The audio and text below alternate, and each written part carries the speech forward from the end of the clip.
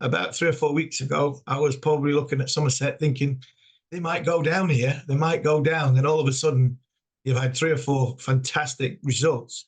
Is the championship? Have we got an outside chance of the championship now? You're always in there, aren't you? Like with the Champo, and I think it's always tough when this part of the year. I think it takes a lot of your depth as well. You've got some flat wickets. I mean, the Somerset boys, we've had some time in the dirt. There's a couple of times heading over that 200 over mark, and it definitely has its toll on you. You also played on the outfield against my team, so I'm not going to say anything about that. Yeah. Did you play in that game? Yeah. You did. Yeah. What did you make of that wicket when you first saw it? I'll put my hands up. That one. Sorry, the one at home. No, yeah. I thought you meant the one that we've been away. No, I didn't play that one at home. But no, you've obviously seen it. It's a great.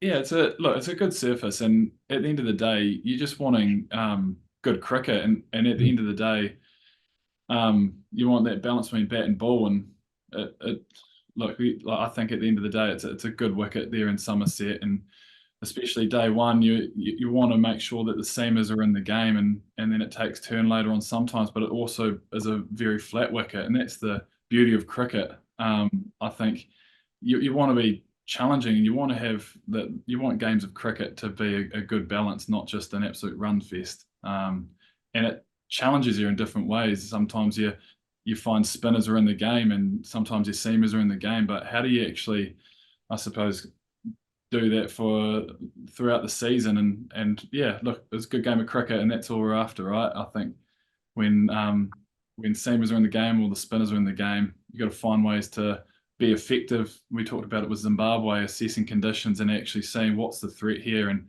how do we negate the pressure. Or that's what we love about the game. If spins are going to be on offer, or how do we get through this tough period, or how do we actually put pressure and whack the spinner out of the attack, or however may you want to skin the cat, I suppose. And then same with seam. So yeah, I think it's great when you good games of first class cricket like that. I mean, it exposes different skills as well, and that's what we're kind of wanting, isn't it? I never minded home advantage manners. I really don't. I hammered the test wicket at Manchester. I hammered the test wicket at Edgbaston because that's not English cricket. That's not home advantage. Going to India, playing on a flat one in the first test, England winning, and then playing on the beach for the next 4 games, both in India and in Pakistan. I mean, I seen that pitch at Taunton against Durham, and as much as I couldn't stop laughing because it was the same colour as my jumper, I don't mind home advantage. You've got to learn how to play at home, and you've got to learn how to win at home. I think Taunton, Essex, they have been criticised in the past, and you've been there, Matt. You've seen what it's like at times. You can produce a surface, which is home advantage. I don't think it should be a problem. You do that at home as well, don't you? At New Zealand, they start a bit of a green tinge, but obviously they're a little bit flatter to keep the juice in them. But for me, home advantage is massive. You've got to utilise it.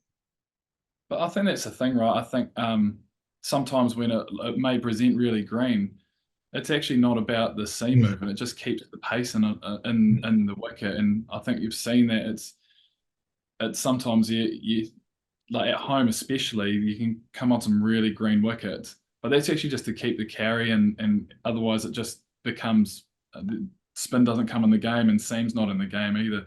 But you got to learn how to leave the ball well, and I think that's at home. It is like that. You want to have that home advantage. In New Zealand, we back our defensive games. We've grown up on wickets that do a little bit with a little bit of bounce. So our opening batters, they know how to leave the ball, navigate those tough periods. And when you've got other teams coming home, you want to test them for that reason. You're going, well, we'll challenge you off stump for a long period of time. Like, can you be disciplined to get through that period? Because once that ball gets soft, there's runs to be had, and you can score quickly as well with the fast outfield. So that's the benefit of it. And just because a wicket looks green doesn't mean it's going to go all over the show. And I think we've shown that at Taunton as well. Like sometimes it presents green, but there's absolute belter.